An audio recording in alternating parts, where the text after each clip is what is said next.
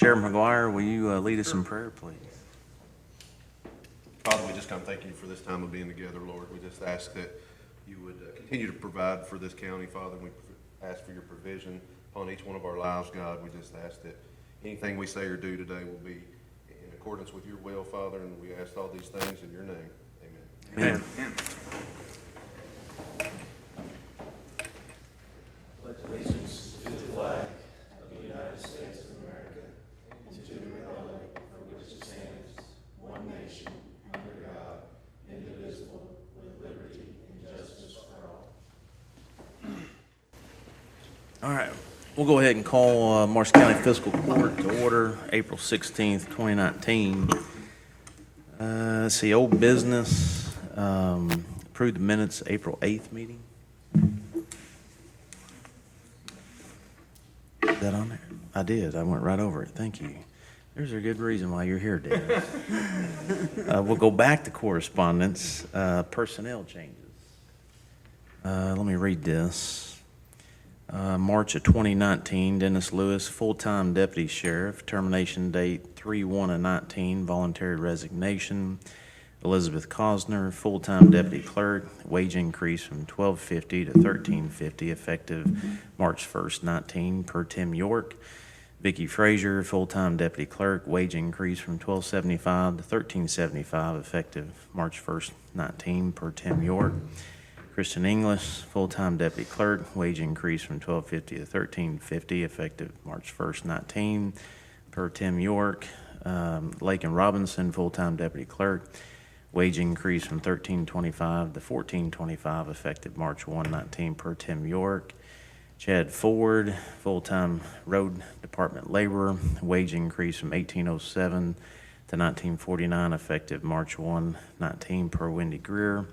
Weston Blake Manis, full-time deputy sheriff, new hire effective March 19th of 19 at $21.74 base pay per hour. Jay Daughtry, full-time deputy jailer, wage increase from $12.25 to $12.50 effective March 1, 19 per Roger Ford. Zachary Thweet, full-time deputy jailer, termination date March 9, 19, voluntary resignation. Tracy Story, full-time county attorney employee, wage increase from $21.57 to $22.02 per hour effective March 1, 19 per Jason Darnold. Laura Willoughby, full-time county attorney employee, wage increase from $11.74 to $12.10 per hour effective March 1 of 19 per Jason Darnold. Barry Taylor, part-time deputy coroner, termination date March 9th of 19, retirement. Jacob Ford, full-time assistant county attorney, decreased salary by $7,000 due to reallocation of salary between state and county. Let's see.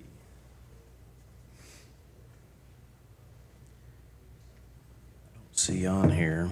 I've got Brittany Heath out of my office that is going to be doing public relations duties. And for this remaining fiscal court or fiscal year out of my office, it was $1,300 for the 3 months. So I want to add that to that, and that would be effective. I think it was. Let's see. Let me pull out my calendar.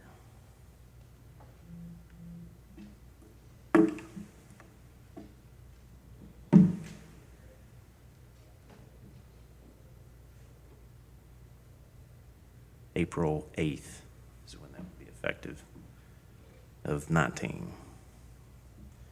So I would add that to that. This is just to update the court. So there's no action, I don't think, on these, to my knowledge. I can't remember. Or do we need action on that? No, those are done by Each agency, okay. And that was within their budgets. Correct. Okay. All I right, know it was with mine. yeah, Yours, Ricky's. out of my budget, yeah. Okay, now we can go to old business, approve the minutes for April 8th meeting. So move. Is there a second? All those in favor say aye. Aye. Any opposed? Motion carries.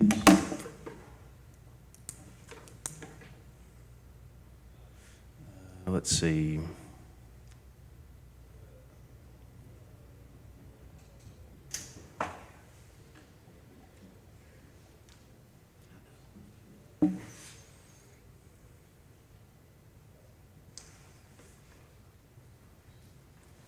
Let me jump to new business under B, ordinance 2019-03, bonds and first reading. I know there were some questions, and I see Brian here. Brian, do you mind stepping up there? Good morning, sir. Good morning. Hope everyone's doing well. Jason, you had some changes and some questions. Yeah, and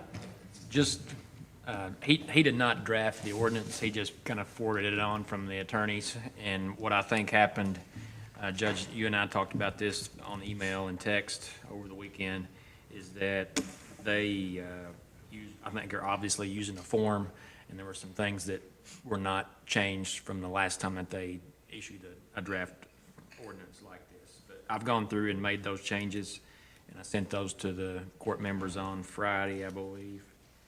Yes. And we talked a little bit before court started, Brian and I did. And one question I had is that there were several provisions in here talking about redemption and investment that specifically stated that it would be given to the judge executive without further action of the fiscal court. And basically two questions arising out of that. Is that something that the court's comfortable with? And I guess directed toward you, is that standard practice? Is that normal for that to occur? Yes, yeah. Generally, once we pass these, a lot of those powers are passed on to the judge executive, mostly for signatures and things to do with the trustee bank and setting up those funds. He'll be, the primary signer on a lot of those accounts that get established. Questions? So it's not it has nothing to do with rate, any terms, anything like that. No, It's just simply no, so right. that you don't have to come back to the court every single time he has to sign a Sure, yes. piece of paperwork. Yeah, so, this first reading of this ordinance just kind of sets out the general provisions of it. From here, we'll work with Emily and the judge and everyone to make sure that we get the term of the loan, of the bond issue that is desired and is in the best interest of the county. I know you got a little bit of debt outstanding, so we're going to probably propose we wrap it around there a little bit so that we don't give you a whole lot of debt burden right up front. And we'll present a few different options for that. Yes. Is there, could you, just for my benefit, talking about this optional and mandatory redemption? It's under section 3. I've read through it. I think I understand it, but there's a lot of technical Sure. terminology in there. Could you just kind of summarize that for me, if you could? Sure. So the optional redemption would be what we refer to as a call date. That is when we can refinance this debt or the county can pay it off if they have excess funds. So similar to if you were to refinance your mortgage, you could, at this certain date that will be determined, refinance these bonds or pay off these bonds. However, it's unlike a mortgage in that 1 year from now, you won't be able to pay off extra interest. There'll be a set amount of time. Right now, the market is kind of accepting a 7-year call date. And we kind of balance that out and gauge the market when it comes sale time. What is the best? The shorter the call date you have on it gives the court more flexibility, but it also gives the ultimate bondholders more risk, meaning your interest rate's going to be higher the more flexibility you have. So, we will balance that out. Sometimes we have counties and cities that anticipate a large windfall. That you're planning on selling property in a few years, we may make that call date shorter so you're able to pay that off. So that's kind of where the optional redemption comes in. We don't want to fix it right now and say it's going to be a 7-year callable on February 1 of 2027 or something, because we're still a couple months away from actually issuing bonds and getting through the DLG process. The market could change, and We just want to make sure that we're able to have the flexibility to put the best scenario together. As far as the mandatory redemption, that's just generally for certain things. If the property were to, say, be destroyed by a tornado, something like that, and insurance is paying it off, there's no project there, the insurance money would go to pay those bonds off. I think that's the only time I've actually ever seen that occur. Other than that, I'm not real sure of any other instances where that would come into play. And I'm assuming you worked with this law firm before, Steptoe and Johnson? This is Yes, yeah. pretty standard stuff. Yes, this is standard stuff. They're a large bond firm in the state, one of the biggest. I looked on your 2012 OS, and this is the firm, maybe not the lawyer that did all the work, but the same firm that did your 2012 bond issue. So I knew they would have all the documents, and to get this turned around quick enough to have it today, I thought they were the best choice, and a good bond counsel firm. That's all I had, Judge. So. Y'all got any questions? When we met, he mentioned the 7-year window, and honestly, in this rate environment, I don't know that that's should be a huge concern to us, because rates are so good Yes. right now. To think that they're gonna be like this in 7 years is probably not being very realistic, so I can we'd probably be hope, better off but- keeping it than. Yes. Right. So at that 7-year date, that your bonds are outstanding for the entire term, we're gonna have a fixed rate. So, even if we get to 7 years and you're able to pay it off, or you're able to refinance it legally, a very good chance it won't make any sense, because rates are so low right now. So it'll just stay outstanding at the current interest rates. That just gives you the flexibility if rates happen to be low.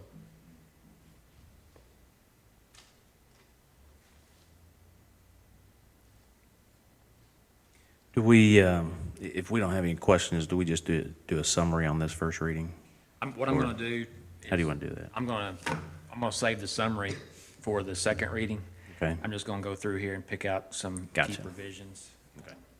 This is the point, if you're watching at home, that you probably want to skip forward about 10 minutes. So, all right, this is ordinance yet to be numbered. But this is an ordinance of the Fiscal Court of Marshall County, Kentucky, Marshall County, Kentucky, authorizing and approving the issuance of general obligation bond series 2019 in a principal amount not to exceed $3.5 million. The bonds, the proceeds of which will be used for various public projects.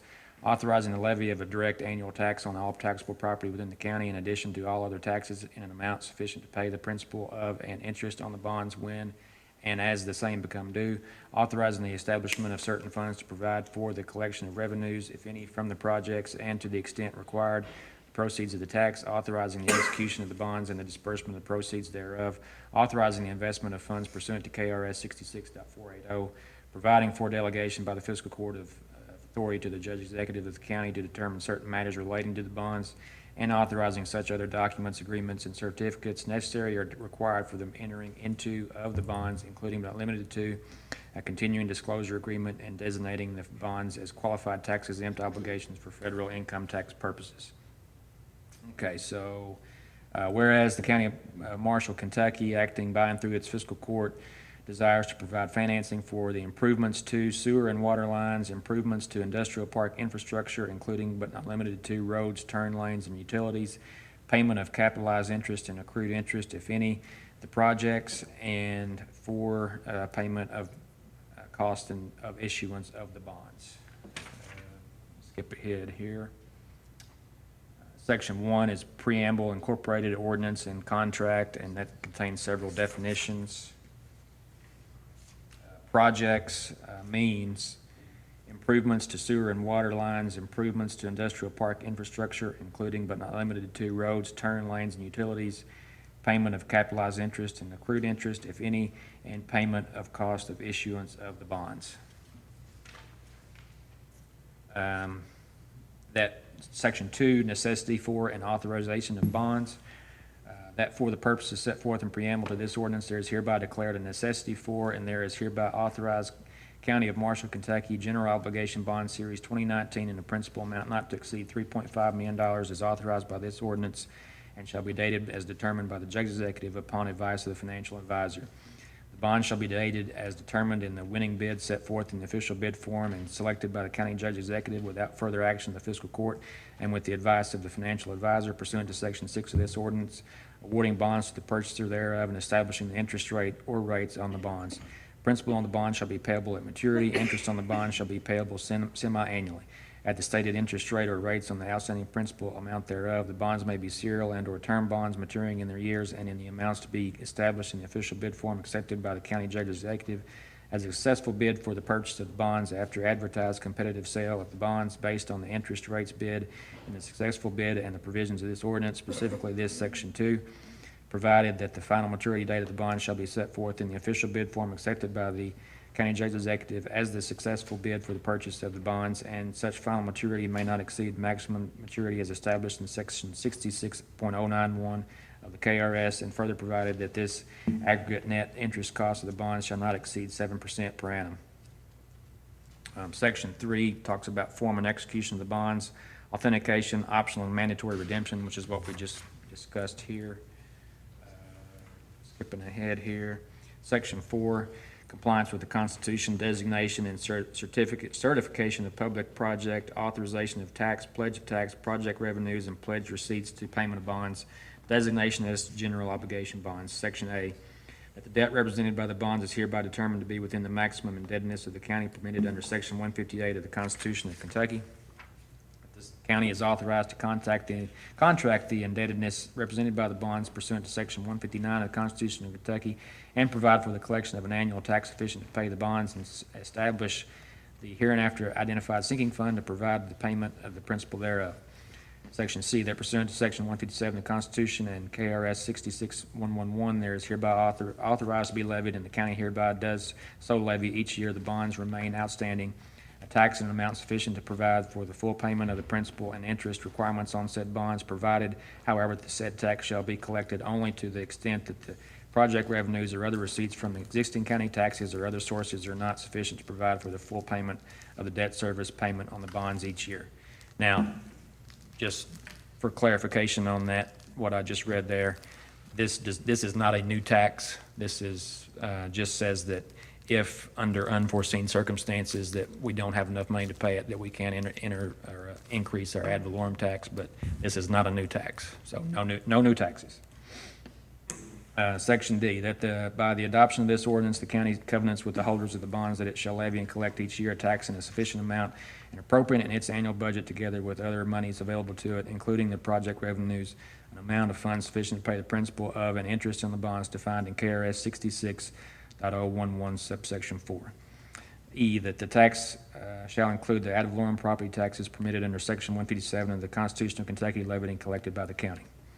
Notwithstanding the foregoing, the tax shall only be levied, collected, and applied to the payment of said bonds, rental payments on the bonds to the extent the project revenues are not sufficient to meet such bond rental payments. Section G, that the county hereby declares and determines and certifies that the projects constitute public projects within the meaning of KRS 66.01117. Section I, that the tax to the extent required in the project revenue shall, as received, be deposited in the appropriate sinking fund for the bonds and applied solely to the payment of the debt service of the bonds. Section 5, delegation of authority to determine certain matters relating to bonds. The bonds shall be sold pursuant to an advertised competitive bid under the authority of KRS Chapter 424. County Judge Executive is hereby delegated the authority to determine the final terms of the bonds upon advice of the financial advisor after bids have been received. See, Section 6 talks about execution of documents authorized, approval of state local debt officer. Section 7 talks about employment of financial advisor and bond counsel, advertised sale of the bonds and acceptance of the bids.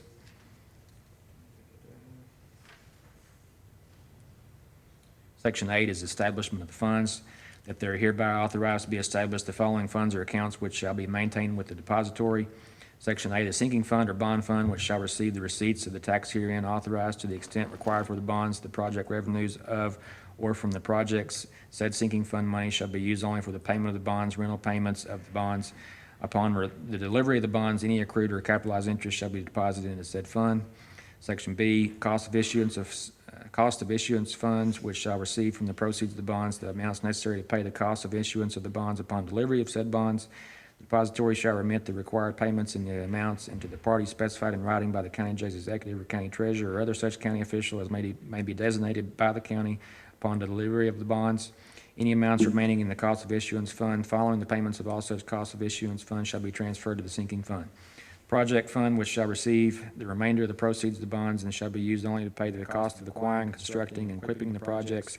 Any amounts remaining in the project fund following the payment of all such costs of the project shall be transferred to the sinking fund. D, any other fund, including debt service reserve fund or other fund required by law, or deemed necessary and appropriate by the financial advisor. E, money is on deposit in the funds enumerated in section A through D of this section shall be invested in investments permitted and any earnings carried to the credit of the fund from whom the investment is made. Section 9 is registration of the bonds, duties of the bond register, paying agent, and depository.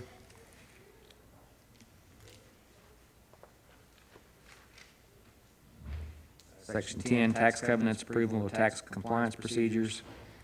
The county shall at all times do and perform all acts and things permitted by law and necessary or desirable in order to assure that interest paid by the county with respect to the bonds shall be excludable from the gross income of the federal recipients thereof for federal income tax purposes under any valid provision of the code.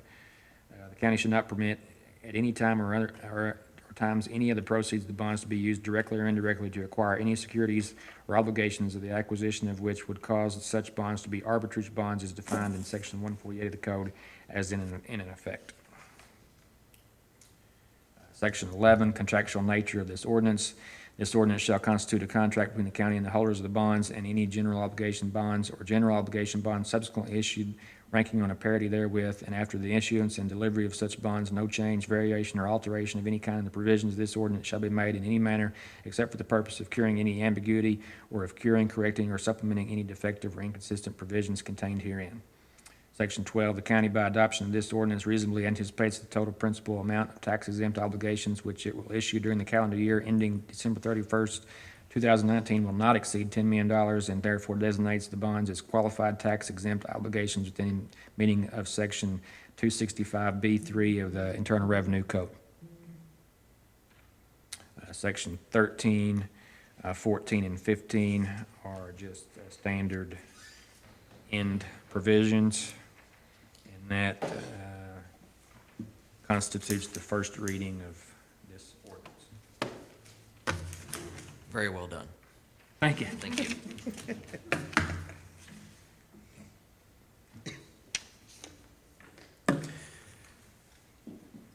What I'll do between now and next reading, I'll go back through this and make those changes final and get those to, yes. The other item of business is to execute this waiver. And what this waiver is about is that, as we've talked about before in fiscal court, the county is one of hundreds of plaintiffs across the country who are involved in opioid litigation. And Steptoe and Johnson, who is bond counsel on this, represents one or more of the defendants in that litigation, which is, of course, totally unrelated in any way, shape, or form to this project that they're helping us with. So that what they need for their ethical purposes, they have to have a waiver for their files to do that. And I see nothing wrong with executing that waiver. Do we need a motion on that? We need a motion on that. So moved. Is there a second? Second. All those in favor say aye. Aye. Opposed? Motion carries. And the other one, I think, is the bond engagement letter. We also need action on that. Motion on the bond. So moved. Second. All those in favor say aye. Aye. Any opposed? Motion carries. Brian, I appreciate it. Thank you, sir. Thank you. Thanks, Stick Brian. around Thank for you. A little while. Yeah. Rest my eyes for a second. Headed to Olive Hill, Kentucky, so across the state here in a little while. So Outstanding. got a little driving ahead of me. Yeah. Appreciate it. Thanks, Brian. Thank you. We'll go back up to old business.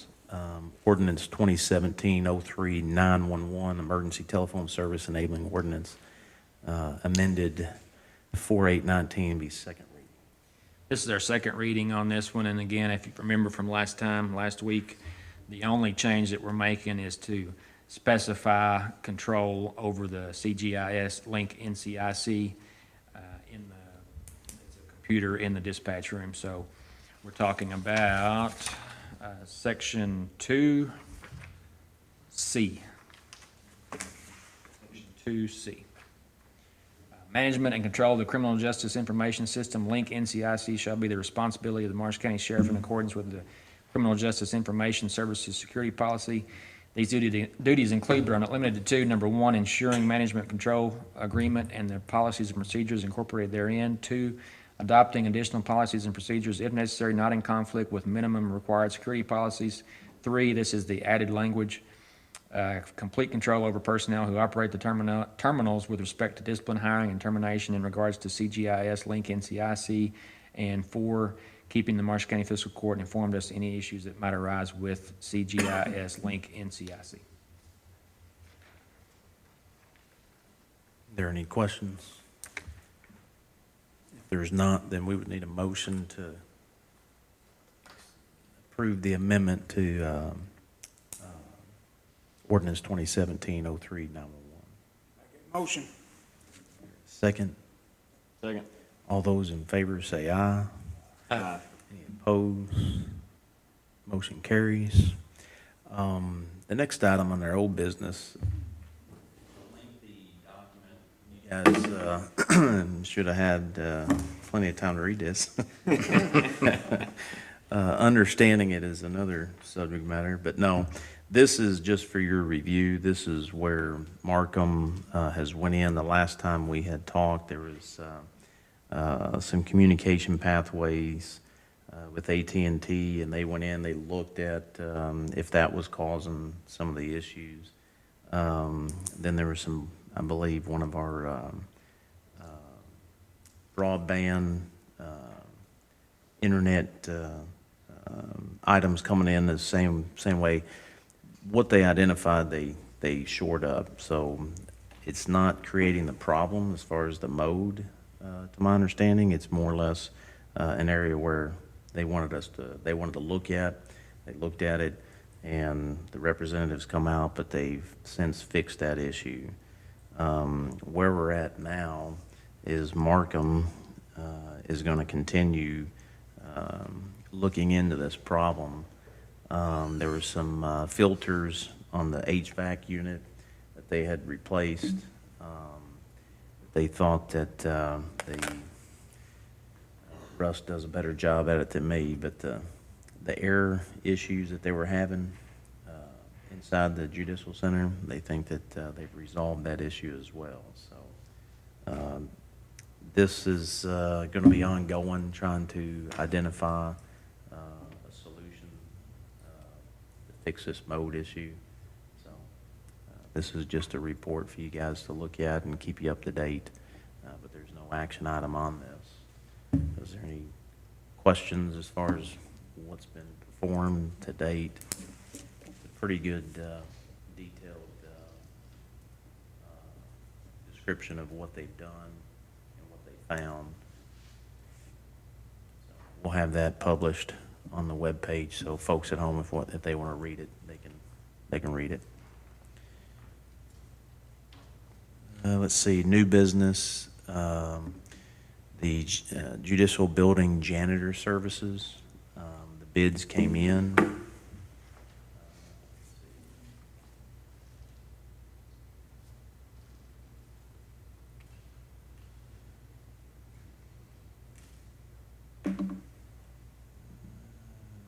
This is Magic Steam.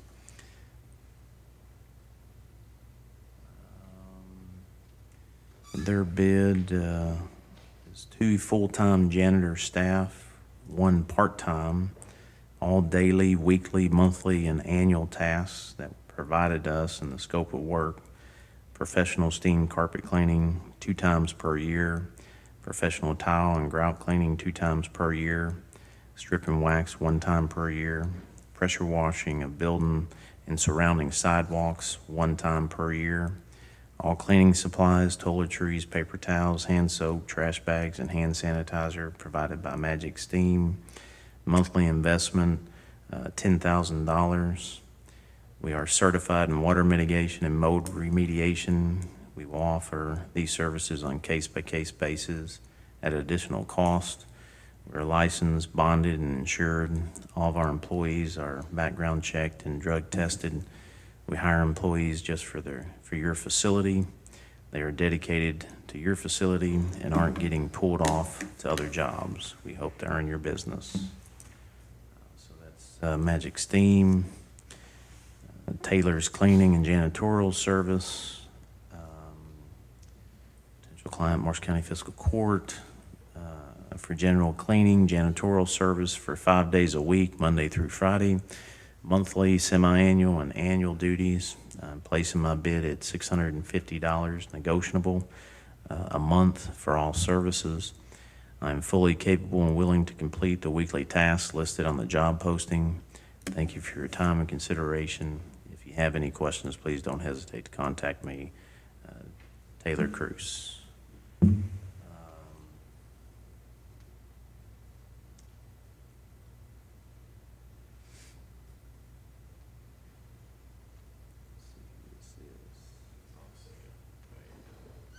Third page. Third page.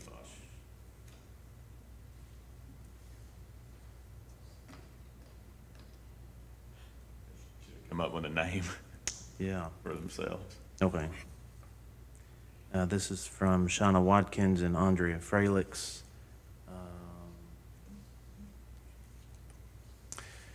May concern, the following is the cleaning proposal for the judicial building located on 80 Judicial Drive, Benton. Our goal is to provide a clean, healthy environment for our community through a commitment to do our best. We feel that our service may be of great interest to you for numerous reasons. We are in-house and trustworthy. We are determined to satisfy. We will provide daily, weekly, monthly, and yearly janitorial services that will include the following: daily services, offices, empty trash receptacles, replace all soiled or torn liners and clean receptacles as needed, pick up all litter not put in trash containers, dispose of boxes and other items marked trash by the facility occupants, dispose of trash and litter in dumpsters or area designated by the city or local government for pickup. The court facility is to be clean 5 days, nights per week, Monday through Friday. Restrooms, restock all supplies, paper towels, toilet tissue, soap, etc. Clean glass mirrors, flush commodes and urinals, sanitize all commodes and urinals, wipe down all surfaces, including faucets and door handles or push plates. Break rooms, clean any food spillage around cooking appliances, stove, microwave ovens, coffee makers, etc., and refrigerators. Wipe down countertops, tabletops, sinks, and appliance surfaces. Wipe down and sanitize vending machines. General cleaning, spot clean surfaces, horizontal and vertical, to remove all smudges, cub rings, spills, nicotine residue, etc. Wipe down all drinking fountains. Wipe down work containers and public work surfaces, including but not limited to clerk area counters, litigation tables, conference room tables, etc.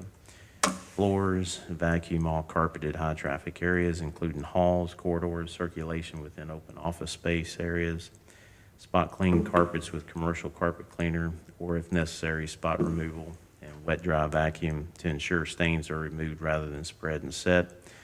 Outside of the facility, empty trash receptacles, replace all soiled or torn liners, clean receptacles as needed. Pick up all litter not put in trash containers, dispose of trash and litter in dumpsters or area designated by the city or local government for pickup. Empty smokers, outposts, disposal containers as needed. Maintain perimeter sidewalks, outside stairs and ramps that provide the direct access to the building and or the property in a clean, debris-free manner. Weekly services, floors, vacuum all carpeted areas, including office spaces, break rooms, and stairs. Damp mop all non-wood, hard surface traffic areas, including office space, break rooms, and stairs. Dust mop all wood floor areas, including office spaces, break rooms, and stairs. Bathrooms, clean and disinfect all dispensers, paper towel, toilet tissue holders, soap, etc. Clean and disinfect entrance doors, including bright surfaces, doorknobs, push plates, etc. Clean and disinfect all tile wall surfaces and partition walls. Clean and disinfect commodes and urinals, both inside and out. Mop and disinfect all floors. General cleaning, spot clean horizontal and vertical surfaces, removing any obvious stains or residue. Spot clean windows and doors, including glass area. Clean all public seating, cloth seats, brush out or vacuum wood seating, wipe down. Break rooms, disinfect, sanitize all tabletops, countertops, and sinks. Monthly general cleaning, dust high above desktop level, including signage, and low below desktop level. Clean and polish entrance doors, clean baseboards, clean wainscot, except for the restrooms, which are cleaned weekly. Remove cobwebs and bugs from high areas, lights and corners. Vacuum air diffusers and grills. Semi-annually, the following services will be performed at least twice a year. Apply polish and buff hard surfaced non-wood floors to a high gloss. Scrub and clean all stone or ceramic quarry tile floors. Clean all wood floors. Apply polish and buff wood floors. Clean hot water extraction method, all high-traffic carpeted floors, including halls, corridors, circulation within open office areas. Mop all sealed concrete floors. Clean light fixtures and light fixtures lenses. Vacuum clean all drapes and blinds. Annually, the following services will be performed at least once a year. Clean hot water extraction method, all carpeted floors not cleaned semi-annually, including all office spaces, break rooms, and stairs. Clean and polish all window interiors and exteriors. Clean all blinds. Strip clean and apply sealer to all non-wood hard surface floors. Strip and seal joints in stone or ceramic quarry tile floors. Pressure clean walkways. Thank you for your time and consideration in hiring us to provide a great janitorial service. Our personnel would include monthly janitorial cost of $4,800 per month or $57,600 annually. Please contact us with any questions or concern if you have, and we will be pleased to provide you with any additional information required. If upon completing your review you would like to discuss this matter further, please contact us. And that's Sandra Watkins and Andrea Fralix. Let's see. This just might be another. Okay, I see what he did here. He made some copies for you guys. Let's see.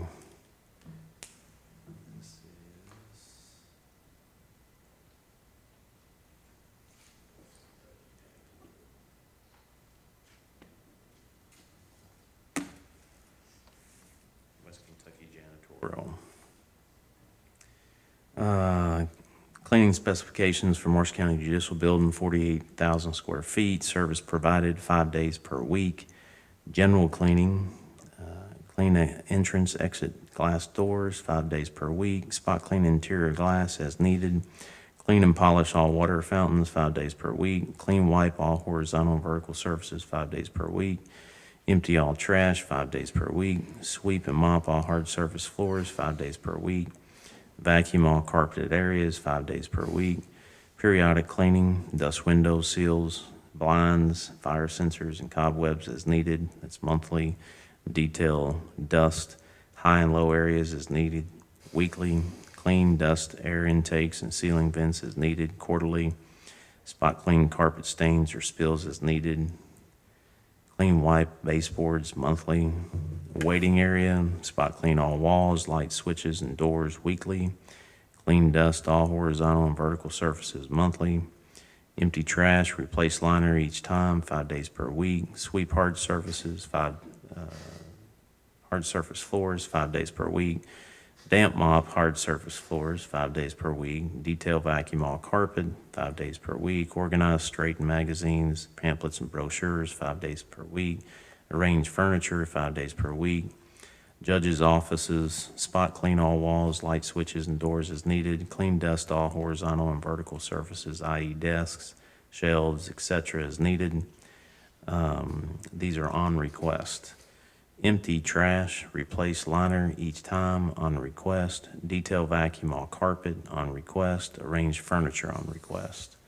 Administrative offices, spot clean all walls, light switches and doors as needed, 5 days per week. Clean dust all horizontal and vertical surfaces, i.e. desks, shelves, etc., as needed, 5 days per week. Empty trash, replace liner each time, 5 days per week. Detail vacuum all carpet, 5 days per week. Arrange furniture, 5 days per week. General offices, spot clean all walls, light switches, and doors as needed, 5 days per week.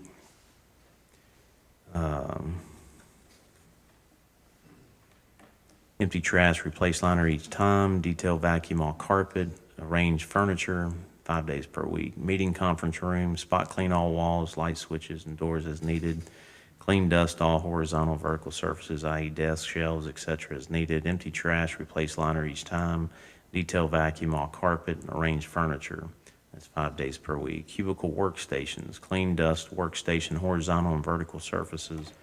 Empty trash, replace liner each time. Detail vacuum under and around workstation, and arrange furniture, 5 days per week. Break room, spot clean all walls, light switches and doors, restock paper and soap products, clean wipe exterior of cabinets, clean wipe sink and counter area, clean exterior of refrigerator, clean interior and exterior of microwaves, clean wipe all tables and chairs, empty trash, replace liner each time, sweep and mop floors, 5 days per week. Corridors and hallways, spot clean walls, doors and light switches, all hard floors swept, dust mopped and mopped, detail vacuum all carpet, all restrooms, restock paper and soap products, clean sinks and countertops, clean and polish restroom dispensers and fixtures, clean and polish restroom metal and mirrors, clean and disinfect sanitary napkin dispensers, clean and disinfect all toilets and urines, spot clean tile walls and the toilet partitions, sweep and mop floors, 5 days per week. Trash, all trash is to be emptied. Use new liners each time. Leave extra trash liners in bottom of cans. Clean wipe all trash can lids. Take trash to dumpster, 5 days per week. Hard floors, all hall floors swept, vacuumed or dust mopped. All hard floors wet mopped lightly, 5 days per week. Carpeted floor areas, vacuum all entrance mats and rugs. Vacuum all carpeted areas. Detail vacuum under and around all furniture, 5 days per week. Stairways, sweep mop stairways and landings, 1 day per week. Vacuum stairways and landing, 1 day per week. Elevator, clean wipe elevator walls, clean elevator doorway tracks, polish stainless steel surface areas, 5 days per week. Exterior maintenance, polish entrance area for trash, 5 days per week. Police area for trash. That term in a while. End of night, clean and straighten janitorial closet, 5 days per week. Turn off lights and lock doors per instructions, 5 days per week. Set alarm per instructions, 5 days per week. And that's West Kentucky Janitorial Services.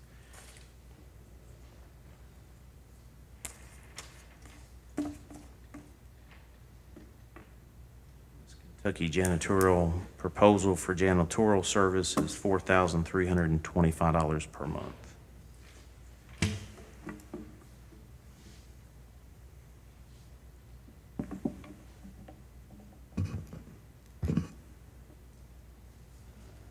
This is the janitorial service agreement for West Kentucky Janitorial Service. The following points for review are included in this proposal simply to clarify and solidify a relational foundation between West Kentucky Janitorial and Morris County Judicial Building. West Kentucky Janitorial agrees to provide all labor, supervision, materials, and equipment necessary to complete the services as outlined in the cleaning specifications part of this proposal. West Kentucky Janitorial will provide and maintain all insurance as required by state statute. Consumable products such as can liners, toilet tissue, roll towels, soap products, time mist aerosols, and the like will be provided by the Morris County Judicial Building. West Kentucky Janitorial can provide consumable products such as can liners, toilet tissue, roll towels, soap products, time mist aerosols, and the like at a mutually agreed upon price. Any additional requested work not in this janitorial proposal will be performed at a mutually agreed-upon price. The initial term of this agreement shall be 1 year from the start date of service. Either party shall have the option, with or without cause, to terminate this agreement at any time with 30 days written notice. In the event that West Kentucky Janitorial LLC continues to provide service to Marsh County Judicial Building beyond the initial term of this agreement, it is agreed that this agreement will continue in effect until 30 days written notice is given by either party. Invoicing will be on the 1st of the current month, due on the 20th of the same month. Monthly janitorial services will be $4,325 plus any applicable taxes and/or any specialty work pricing and/or any consumable products as spelled out in point 3. Any modifications to this agreement needs to be mutually agreed upon by both parties and in writing. This agreement entered in between, so that's their service agreement.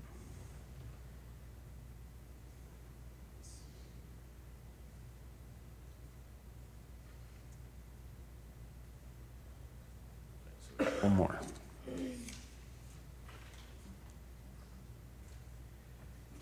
This is small town cleaning.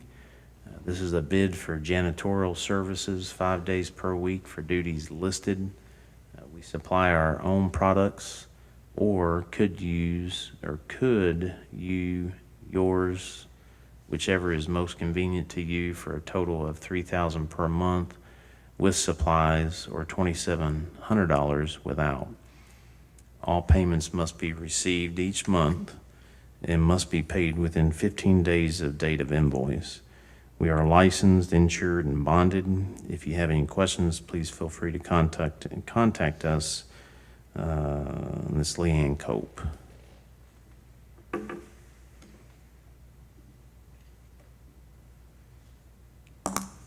Okay, so those are the bids that came in. Does anybody got any questions? Could you go over those again? I missed line 3. You forgot to tell the audience at home that they could skip ahead about Skip 10 and go minutes. take a break. So who do we use currently, and what's the amount on that, do you know? Anybody? We use West Kentucky janitorial Kentucky services. janitorial, Yeah, okay. I think theirs is down. Currently paid in $48.75, Okay. and we provide all the. Which is the same, right? I mean, the 4325 is without supplies, right? I think that's, yeah, that's, Yes. is it in the service agreement, I think it mentions, I think we paid 3,600. Is that right for the supplies? We have budgeted 3,600. Yeah, it's about Yeah. $300 to $400 a month. Okay. So 48 plus the 4,800 plus the 3,600 in supplies what we currently, is what we're doing right now. So they dropped it to 4325. If we still go with the supplies being provided, you can add 3,600 to that. $3,600 Annually, yes.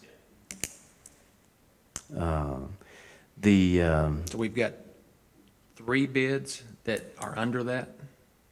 We've Okay. got one bid that is lowest, which is 3,000 per year with supplies, or 2,700 without. So 3,000 with supplies, 2,700 without. And all this says is it just provides janitorial services 5 days a week for the duties that were listed. And the duties that were listed were, ALC has a list of services that they will reimburse. So we use that same language. But Tiffany, there was another one that was under it, but I don't think yeah, that it was this one, $650 a month, so there's no way you could, I'm not sure that person understands what. I don't think so. no, Yeah, 650. There's no way on it. I agree that this one, tailored crews for general cleaning, janitorial services for 5 days a week, Monday through Friday, monthly, semi-annual, and annual duties, a bid of $650 a month for all services. I mean, there's no way one person can do a 48,000 square foot building. For, Not for that. not for 650. Well, no, that either, yeah. They're gonna be working at 1940s wages at that price. Yeah. Yeah, we'd probably get sued for that. So but the 2,700 or 3,000, oh, let's say 2,700 since we're taking the supplies out of it so that we're looking at there's no explanation on it though as to whether they're agreeing to every one of those terms or how many people. We don't know really anything with that. Right. Tiffany seen those bids? Has Tiffany seen those? Tiffany Griffith? Brad, I believe, sent that to the judges and let me read this. Well, I think the final authority comes from I think we can recommend, I think the final sign-off comes from AOC on that. Yes, there'll be definitely a contingency. Yeah. Since we've got all these bids, I would recommend we pick one, send it to AOC, and let AOC determine if that's who they want. And they can negotiate at that point. Some of them talk about negotiable, which seems strange to me in a bid process. But Yeah, and what we got to make sure that we don't get ourselves in is where if there are negotiable services for a price, if ALC doesn't acknowledge it, then they won't reimburse. And so we can be stuck with a bill at the end of the year that we'll have to eat. Yeah. So, So ALC though, they can well, negotiate that or? what we would do is submit what the bid has been presented, and then ALC will determine which one they'll support. If we look at what we've done in the past, we send it off to them. I think we only have one bid last time we did this. The West Kentucky Janitorial, I think was, well, no, I take it back. Wasn't there, there was another bid, but it was on like a Taco Bell menu card, so it wasn't a very, I wouldn't consider that a bid, but technically. That was for mowing. That one was for Okay, mowing, yeah. my bad, that was for mowing. So we submitted that to ALC and they approved the contract. But let me read this real quick. I didn't read this. This is from Magic Steam. We would first like to thank you for allowing us to bid the facility maintenance at the Marshall County Judicial Building. Our bid will include all the scope of work outlined in the bid packet. On our walkthrough, we discussed several things. The one thing that stood out the most was making sure we all were there during the day to take care of all cleaning that needs to be done. We also talked about Magic Steam supplying all cleaning supplies along with toiletries, paper towels, hand soap, trash bags, and sanitizer. Our bid will include that being provided by our company. Our bid will also include all carpet being professionally steam cleaned twice per year, spot cleaned when needed, all tile and grout being professionally steam cleaned twice per year, the building and all surrounding sidewalks being pressure washed once per year, the flooring in the basement to be stripped and waxed once per year. We will provide the chemical, wax, and equipment to do all the aforementioned. Our bid will also include having 2 janitorial staff at your facility full-time and 1 part-time janitorial worker there to keep your employees from being pulled off their regular jobs to do needed cleaning throughout the day. We're willing to negotiate our bid. Magic Steam wants to earn your business. Any questions or concerns, please reach out to Brandy. We are very concentrated on customer service, and we have the knowledge and know how to take care of your facility and keep it looking like it should at all times. So the So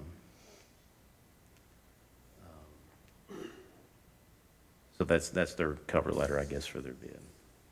One little issue that comes up sometimes, but not often, is what happens during the day when something happens. And I'll just give you an instance. You know, every now and then we have people who bring in their own urine for their own nefarious purposes, and then one day it spilled. And so Tiffany and I, we cleaned up the urine that was brought in to beat a drug test. So that's one issue that comes up sometimes, is that what happens during the day when there's not somebody there to clean up a mess.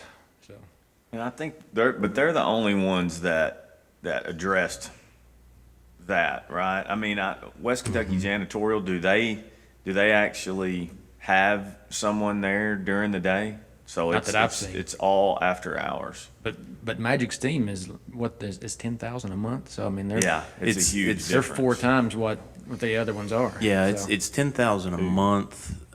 Currently, what we pay is 12,000 after ALC's the 80/20. So with the current contract with West Kentucky Janitorial, our cost is 12,000. For the year. You would increase that, yeah, for the year. Yeah, you would increase that by another 12, but then I think they said they provide all the janitorial supplies. Yeah, but still. So you would be increasing it another 12,000. So if you look at the 80/20, our cost annually would be 24,000. Has the service from West Wow. Kentucky been satisfactory? The service from West Kentucky been satisfactory for the last year? I know there has been some complaints to Brad's office, but I think the biggest one is what Jason was saying, is that, you know, somebody walks in with a sick kid and they throw up on the floor, who's going to clean it up? Which, I mean, obviously, the other bid is from 2 employees, one of them in your own office. So it's a positive that they would be there, but they are there on Yeah, I can't- your time. Yeah. Not, Can't. you can't let them go. So we have to look at those two folks as only after hours also. So to And me, another Magic issue- Steam's the only one that would have dedicated folks there. which Another is a issue plus. with those 2 girls is that they would need, in their own self-interest, they would need to get a clearance letter from retirement before they could start taking a 1099 from us, because Yeah. I don't know that retirement would let them participate in a state and county retirement system and draw a 1099 as an independent contractor from a participant in the retirement system. I don't know that that's even possible. Yeah, I think that would be an issue. And again, I think for us, we just need to identify, preferably in order, because we'll submit it to ALC, and ALC is going to determine that they will give their opinion if they're going to approve this one or that one. Here's a suggestion that I just thought of. What if one of the 4 of you served as not as a committee, but as a liaison Working along group. with somebody from the judicial building, whether or not that's Tiffany or one of the judges. The 2 of you go over these bids, do checks, background checks, get references, things like that, and then come back with the recommendation for the court. How does that sound? Yeah, now the background checks, to my understanding, they have to submit the information to ALC, and ALC does the background checks. Okay. Or at least references. Or, yeah, there that would- Not necessarily background checks, that may have been a bad word, but references. You know, see if you can find out. References, okay. Yeah, yeah. Do we want to task Brad with that? He's not here. I mean, That's the way it's done at church. He's basically been the one that's been involved with this, but Yeah. and he's already had that line of communication there. Sounds good to me. Yeah. If there, again, if there was one area of complaint, it would be that nobody's there during the day. Yeah, but it's 2.5 times the costs, so. Yeah, I I don't mean, know. which for us, it's twice. I don't know, current, even if you sent that one up there, I'm not sure AOC Yeah, would right, even that's approve what I that. was just about Yeah. to say. They Right. probably don't care Yeah. that there's full-time people there. They care that the bid is 2.5 times the, Yeah, they're gonna be looking at the bottom line, Right. that's it. So. Yeah. yeah. Okay, so do we want to task Brad to work with Judge Mattingly, someone from the Judicial Center? Circuit judge, so. And then they can go through, check the references, and we meet the second, so it's a couple, not too far off. Should we be requiring background checks? I mean, Yeah, AOC AOC, does. okay. Yeah, okay. yeah. They will actually, they will have to, we will have to present the basic information that they require, and then they do that. I think you've got where you have dedicated people coming into the building. I think currently they have had some other folks from their company come in and clean. If I remember Brad telling me that with the current company that we have, and I think they bid that they would be dedicated solely to the Judicial Center. So, I mean, things happen, but that's what was bid. And when you get into ALC, you know, that doesn't fly. So, because there are sensitive areas within that facility, so. Okay. Do we need an action on that, or I can task him with it, either one? You just Let's go ahead. take an action? Okay. So would there be a motion to direct Brad to work with Judge Mattingly to go through the references on these and find a bid that they can concur on to submit to ALC? So moved. Second? Second. All those in favor say aye. Aye. Opposed? Motion carries. All right. We'll go ahead on the intra-fund transfer. Gonna transfer from the grant fund to the general fund for $299,930.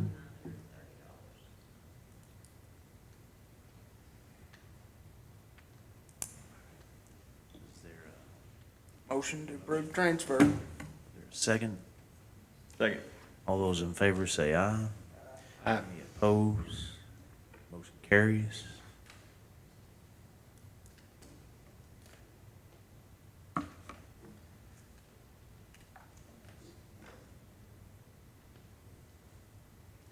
Appropriations transfer.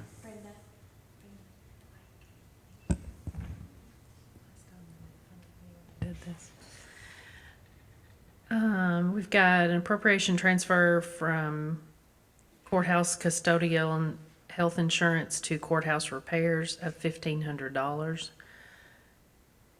And a transfer from election supplies to county judge executive office supplies for $268.80.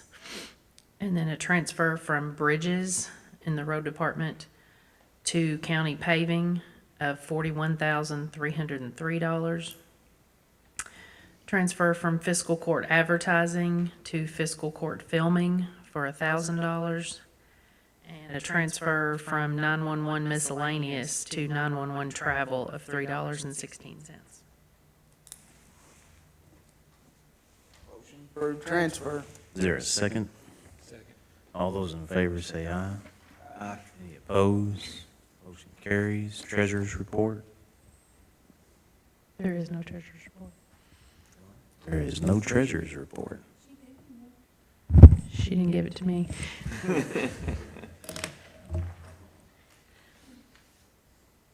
She was a little preoccupied last week.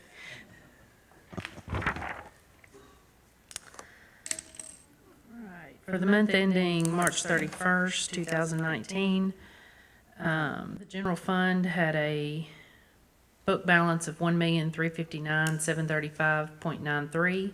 Bank balance of $1,378,578.67. Road fund, book balance $311,113.84. Bank balance $400,693.81. Jail fund $276,231.97. Bank balance $136,588.11. Grant fund book balance $1,086.92. Bank balance also $1,086.92. 911 fund, book balance $45,487.60. Bank balance $46,196.34. Occupational tax administrator, book balance $5,364,451.76. Bank balance $5,295,088.53. ABC fund, $206,456.98. Bank balance $206,456.98. Building inspection fund, book balance $53,615.08.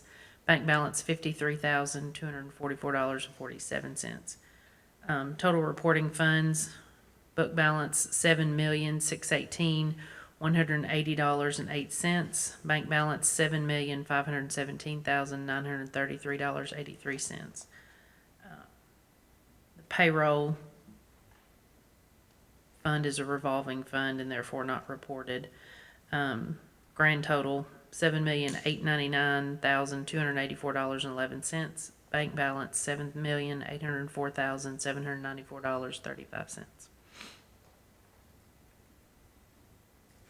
Approve treasurer's report, subject to audit. Is there a second? Second. All those in favor say aye. Aye. Any opposed? Motion carries. Judge, one quick item. Did you get an email from Dennis Smith about the naming of the main entrance to the southwest one? He came by yesterday and discussed it. Did you want to, Take action on that? the IDA met yesterday and they wanted to go ahead and name the main entrance to Southwest One Industrial Park. And so they wanted to run it by the city council and the fiscal court to get approval from both bodies before they said, okay, this is what the naming of it's going to be. So Okay. the name they came up with was Monty Collins Boulevard. So No. moved. No, just kidding. Is there a second? No. That was second choice. Died for the lack of a second. Southwest One Boulevard is what they want to name the main entrance. So And the city council approved that. I don't know. The city council met last. Do you know? Last Did night. they talk about that last night? Southwest One Boulevard. Yeah. Make a motion to approve. Okay. Is there a second? All those in favor say aye. Any opposed? Motion carries. And, And we just have Monty Collins Way. Well, we in got the- other roads that are going to Right. be named. So yeah. There's still a chance, Monty. yeah. Pretty long. Need a motion to payment of the bills. Motion to pay the bills. Second. Second. All those in favor say aye. Aye. Any opposed? Motion carries. We need a motion going into executive session for personnel. So moved. Second, all those in favor say aye. Aye. Opposed? Motion carries. Basically, we are still under negotiations, so as far as court, we would need a motion to adjourn. So moved. Second. All those in favor say aye. Aye. Any opposed? Motion carries.